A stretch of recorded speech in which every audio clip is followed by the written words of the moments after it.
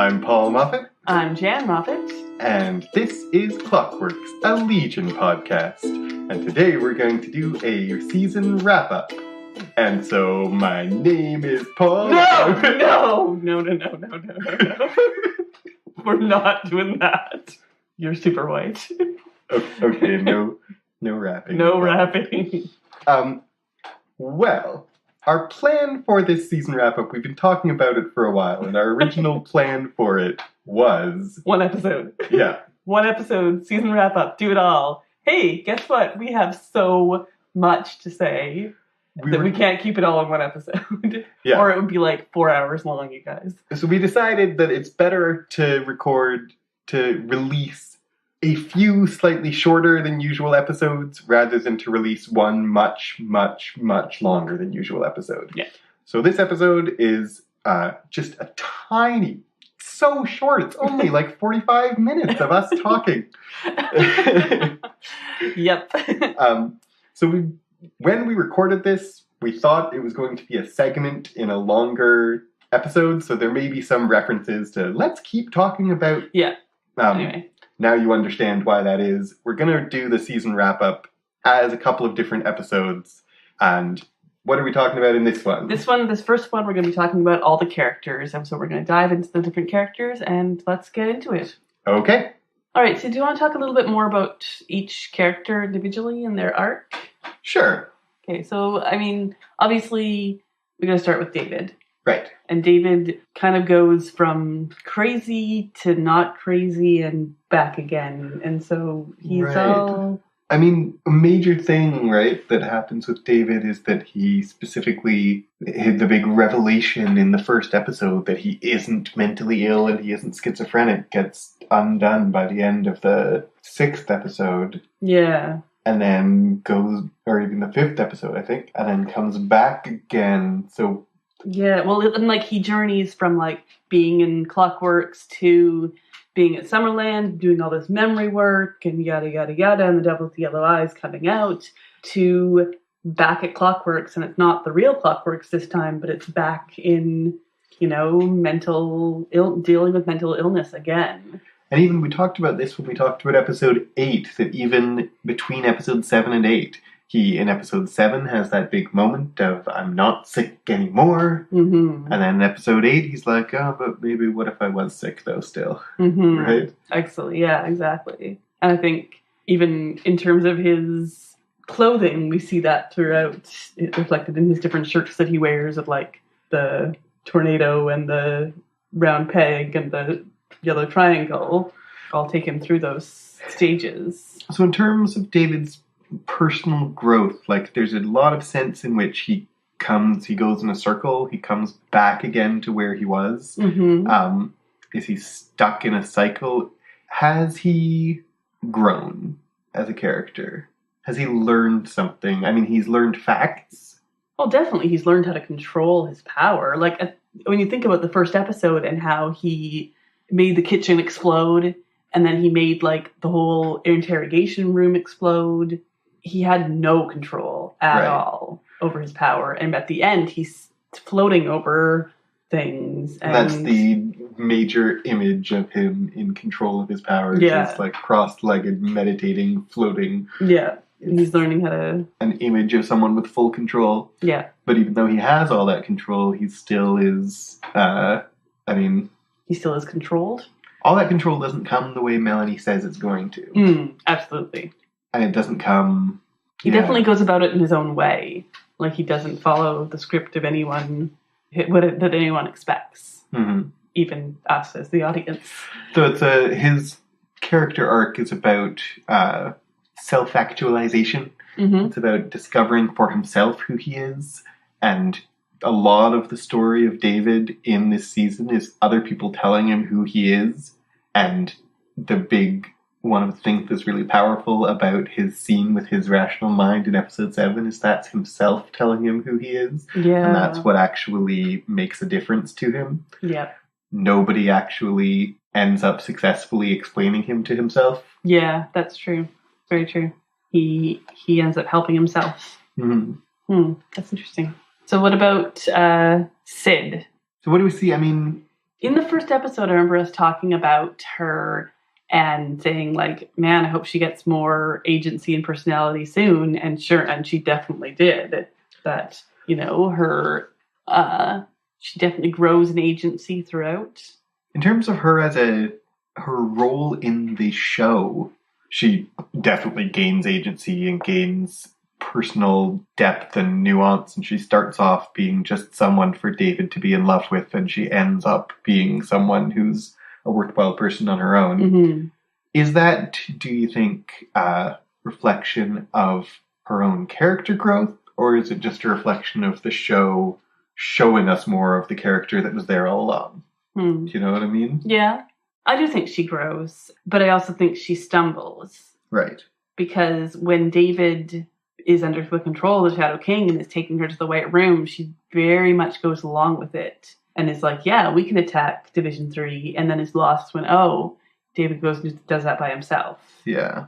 And then, And then I feel like she regains that when they go to the mental Clockworks and she is smart and figures it out. And when Carrie tries to tell her what's going on, she already knows. And she feels like, oh, I realize what happened here. I realize that I've been conned by the Shadow King, or she doesn't know it's the Shadow King, but by this other presence, and I'm figuring it out. Right.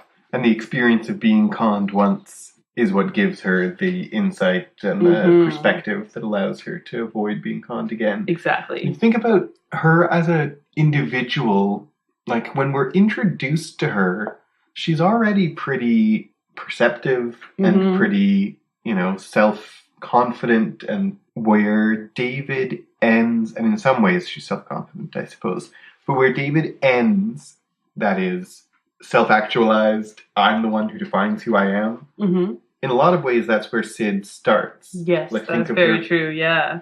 In her first scene in Clockworks of like telling him he's not mentally ill and being like, yeah. Or even like telling him he is mentally ill, but like that doesn't mean he needs to change. Yeah. Right? She's not doing the same thing Melanie is about you're not mentally ill. Yeah. But she is saying like lots of people are mentally ill. Picasso's meant like who says you need to be normal. Yeah. Like it's a different. It shouldn't stop you from living your life. Right.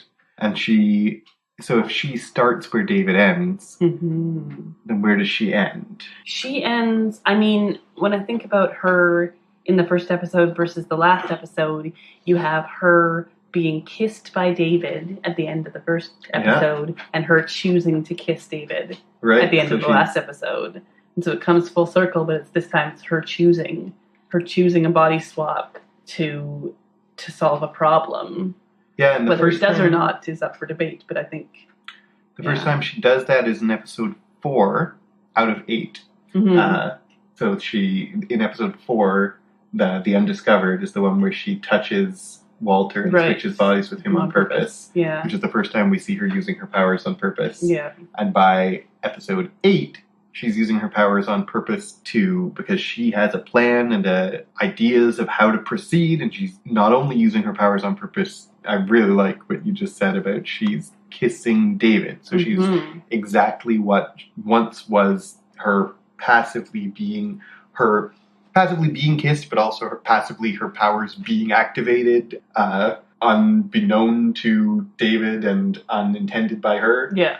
To the same two characters, the same act, her actively using her powers to solve problems. So there's a real difference in she was self-actualized is such a, I hate it as a dumb buzzword, but it's a useful term. It's a useful term in this. She starts out the season self-actualized, but she ends the season using her agency to change the things around her, which is not the same thing. Yeah. What about Melanie? What do we say about Melanie's journey during this season? Hers is very interesting in that she starts off as this like mysterious, secretive person, and she ends off that way too in a way. Yeah. But you get this impression of strength and of running this whole place, and that all just like slowly chips away as we discover how much she is just holding it all together while she waits for Oliver to return. I feel like she's holding this whole mutant school or whatever it is, Summerland, together to like she's a placeholder for Oliver. I mean, she thinks of herself that way, I think, yeah. And that's what is definitely a aspect of her character that is not apparent at first. There's another thing about, like I said, with Sid, is that something that we're noticing a way that she has grown and changed? Or is it something that the show has revealed to us that was always an aspect of her character? I think with Melanie, it's much more the show has revealed it to us. It's definitely all the stuff with Oliver is just slowly revealed how more and more pathetic she is. And I don't mean that in terms of like she's terrible, but just all the pathos that is there of her missing her husband and this dedication to him. When we start off with her, we noticed in the first couple of episodes how much of her wardrobe is symbolic of her being closed off. She wears the sunglasses, she wears the gloves, turtlenecks right after. She's closed off in her wardrobe just like Sid is. And she is less in her wardrobe closed off by the end of the season. She's not wearing the sunglasses anymore, certainly. That's true. She still has turtlenecks and that kind of thing, but I don't think she's wearing gloves by the end of the last episode. Maybe she is. But we are learning things about her.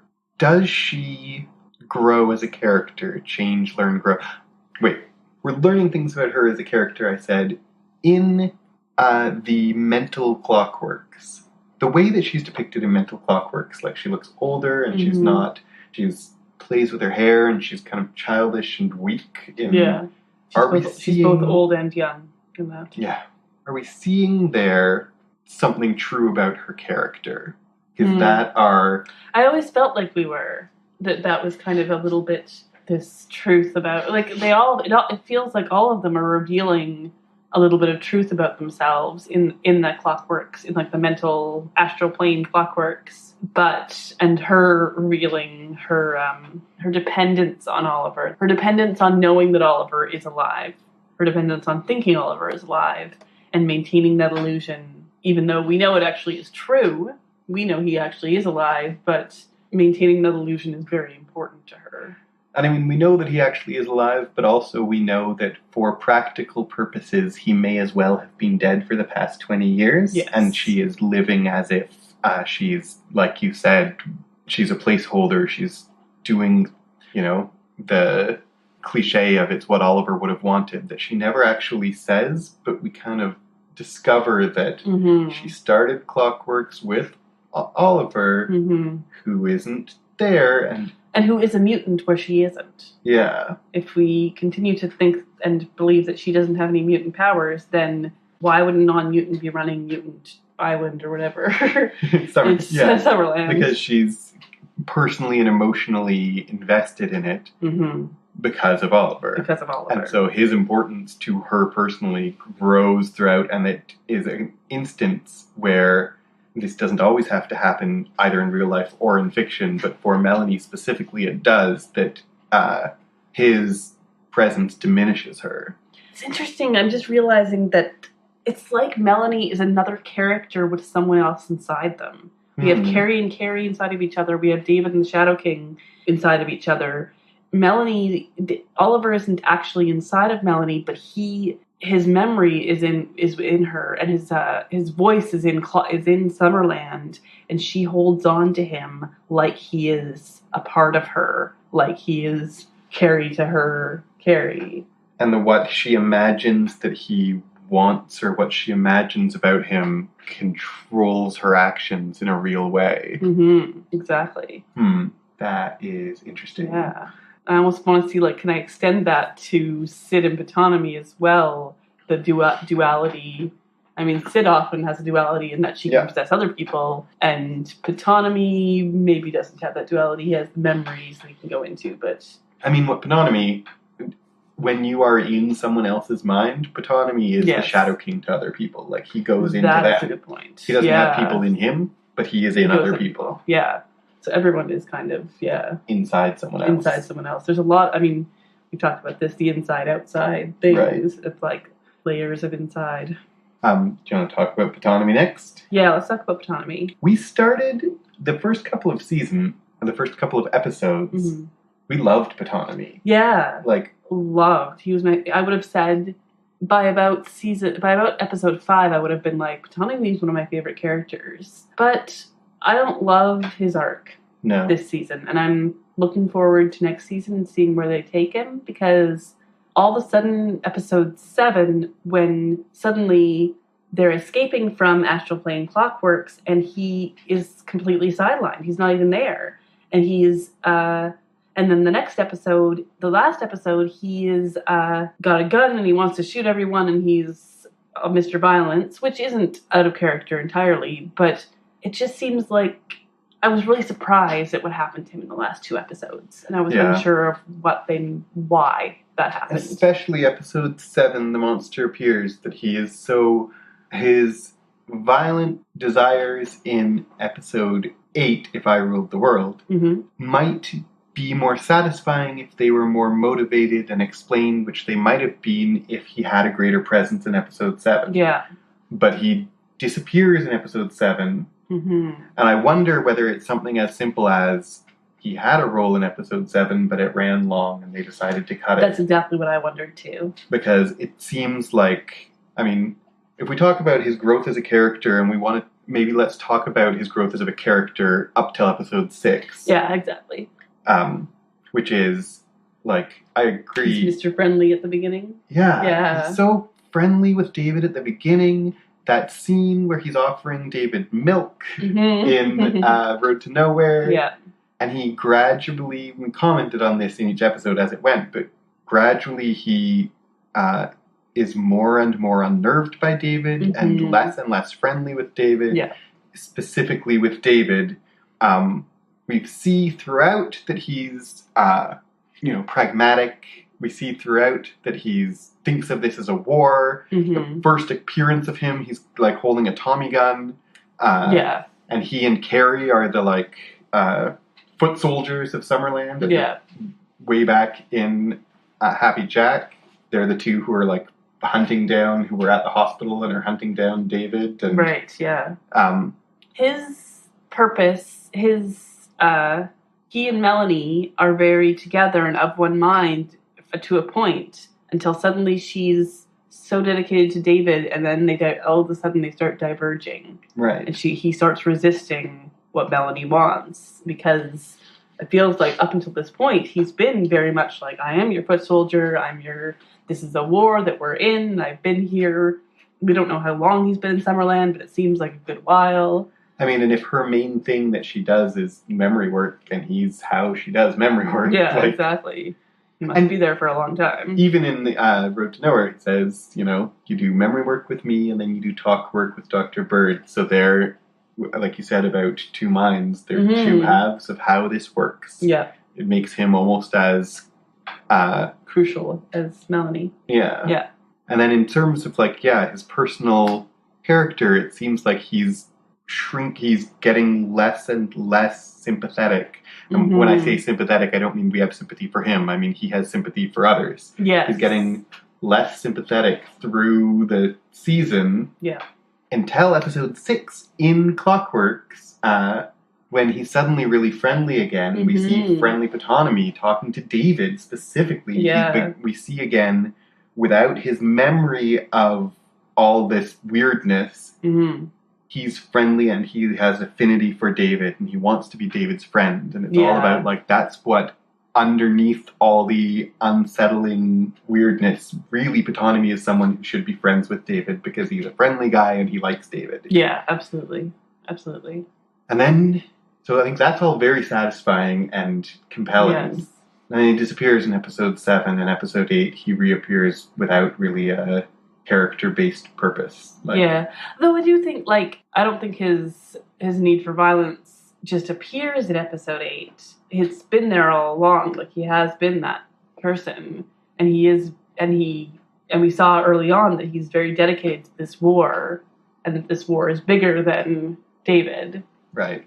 But maybe he doesn't see the way Melanie sees David as useful, as a tool to be used. And, I mean, maybe this is too much of a leap, but there is a sense of maybe, jealousy. Yeah, that he used to be that? the tool. That he used to be, yeah. That he used to be the powerful guy, and then suddenly he's like, oh, you and I are card tricks compared to what this David guy can do. Yeah. I just really wish we'd seen something of Autonomy in episode 7, and maybe they'll release a extended cut one day. That would be amazing. If you're listening, Noah Hawley. We would love to see more and more and more. So let's talk about Carrie and Carrie, and I think it's appropriate to talk about them both at once. Yes, absolutely. What's going on with these two? Well, I feel like when I look at their arc over the whole season, that they start very much as two halves of the same thing. They're each other. This is completely this codependent relationship, symbiotic, they call it. Symbiotic sounds good. Codependent sounds bad. Yeah, I think symbiotic rather than codependent. But by the end, you maybe realize that they're actually two whole people. And Carrie, female Carrie, is struggling with that and is trying to find her identity and trying to find who she is and her identity. And as a young woman who has become a lot younger than male Carrie, she's at that stage of really trying to seek out what her identity is.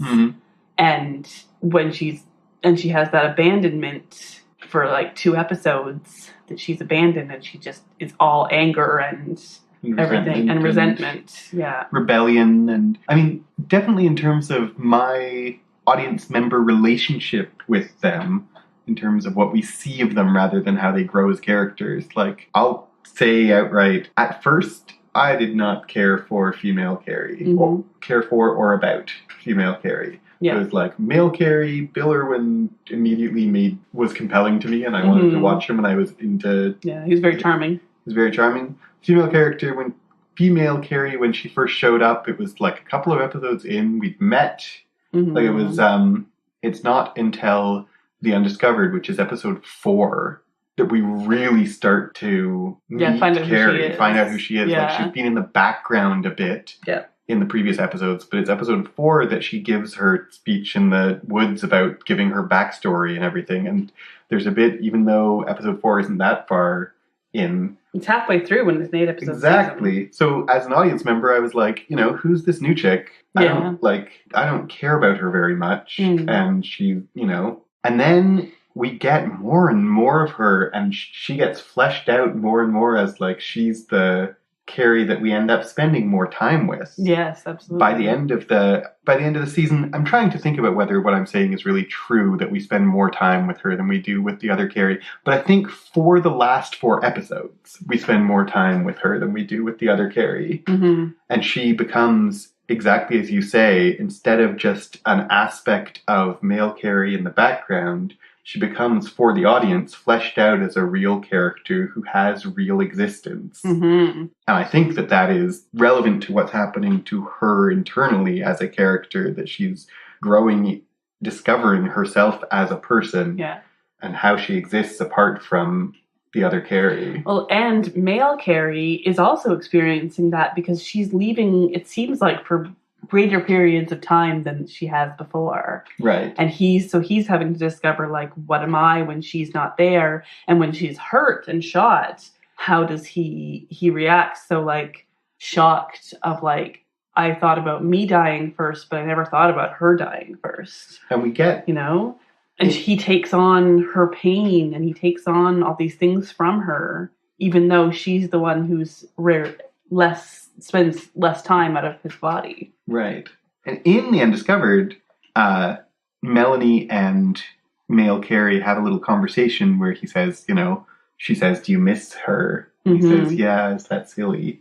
And, like, he's not used to having her even in that amount of time. He's not used to, or he doesn't like having her away for that amount of time.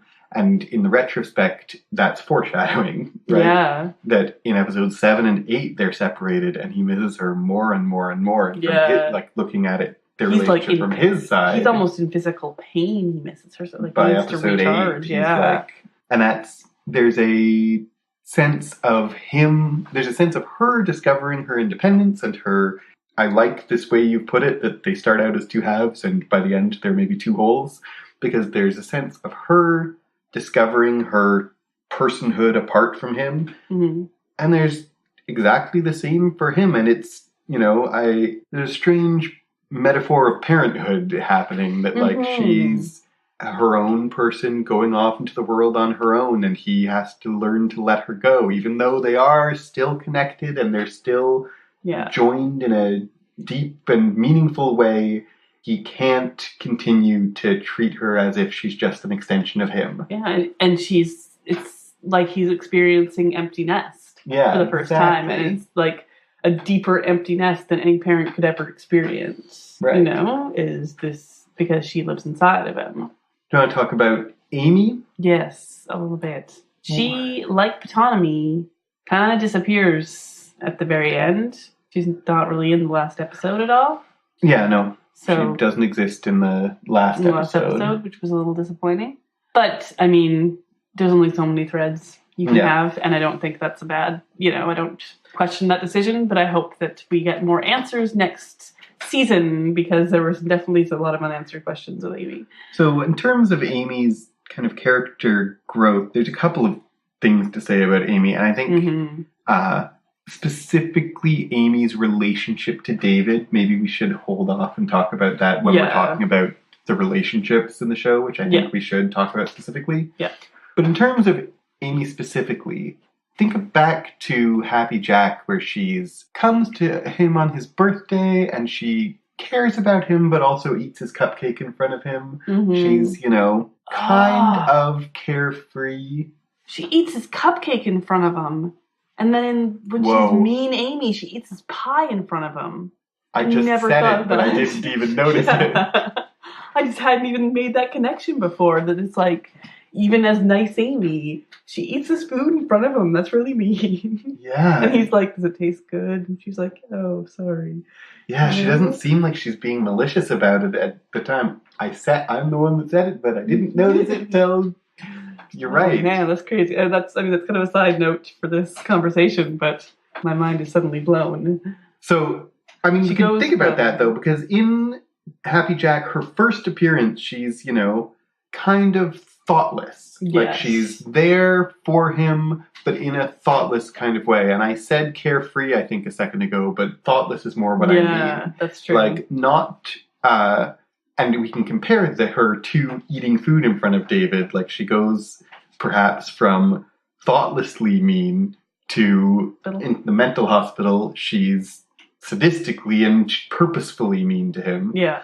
And she also goes from being kind of, unfocused as a character. She's she's kind of there to talk to him, but she doesn't really know what she wants to say, and she doesn't really know why she's there, and she doesn't really understand what's happening, to being very traumatized. She gets more and more frightened throughout the season. That's kind of her major character arc, is frightened. And she gets, I think her big character moment is in the Division 3 prison, when she realizes or admits that she has known all along the truth about David. Yeah. And so both her kind of thoughtless indifference in some sense to him and her malicious sadistic streak and her fear are all in some sense motivated by guilt. Yes, absolutely.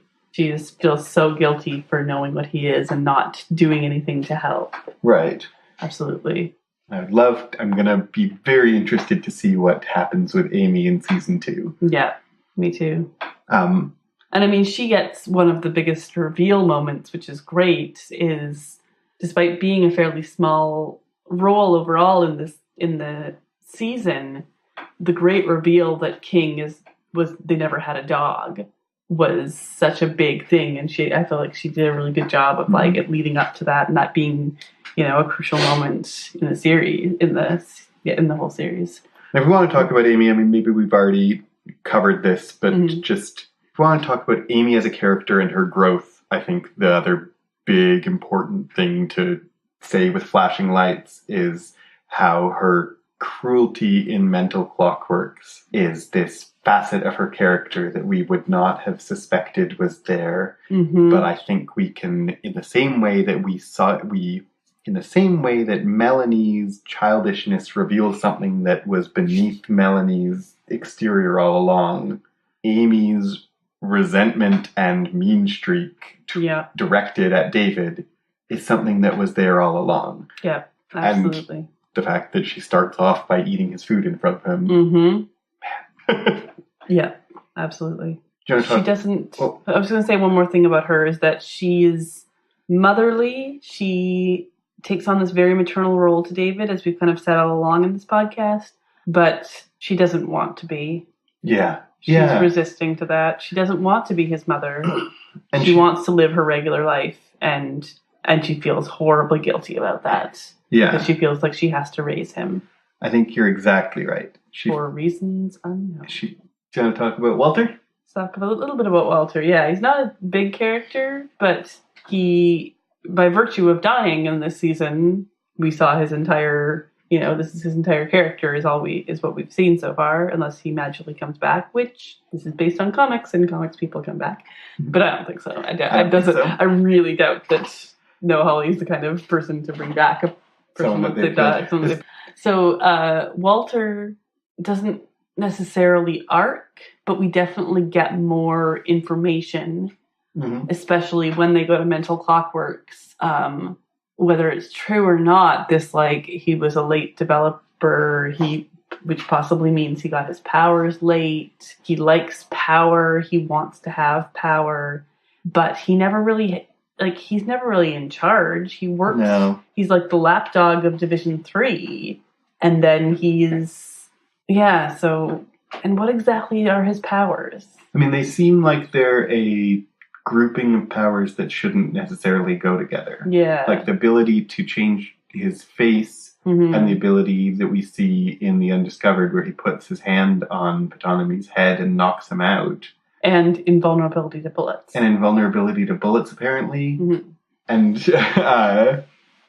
there's a lot of unanswered questions around Walter that I don't know if we're ever going to get any answers to, and we don't need to. A lot of the thing with the carvings can just be a character detail that adds color and texture to his characterization. Absolutely. That doesn't necessarily need to be explained and hashed out ever in the show, and I won't feel like we're missing out if we never get it hashed out. Yeah. But there's a lot of greater depths to Walter hinted at. Yes, and I think that's the sign of a good writer, is when you are left wanting more. Yeah. I think that's always a sign of, maybe Noah Hawley knows exactly who Walter is and has a backstory for him and knows all of his powers and everything, and maybe he doesn't. But a writer who can give you the sense that they do is a very good thing. I'm sad that he died, to be honest. I'm still a little upset about that I feel like it was an interesting and well done death. So interesting, and gross, but I'm sad for future us, because it feels like maybe part of the reason he died was to make way for the return of Clark. And Clark isn't as good of a character. He's interesting and he's good, but Walter had this history with Summerland. Clark has a history with David. Yeah, Clark has a history with David. I mean, I wouldn't say that Clark isn't as good a character. I wouldn't agree with that, but I would say he's a very different character. Mm-hmm. Clark doesn't have the malice that Walter does. No, absolutely not. Even at his most malicious, Clark is, sympathetic in a way that Walter never is. And there's a value to having this, especially as a henchman type. Yeah. There's a value to having someone who is not sympathetic. Mm-hmm. And this time I'm using sympathetic in the opposite way. That we have sympathy for him. Yeah, absolutely. And where does he get his perm done? That's the question that I'm It's naturally curly. Where does he get his perm? He does it himself. He does it himself. Mackenzie Grady has straight hair. Oh, really? Yeah. I'd love to see pictures of him with straight hair. It's funny. He's on it, yeah. You can check him out on Twitter. We should maybe talk, I don't know if we have more to say than we just did, but about Clark as a character. Mm-hmm.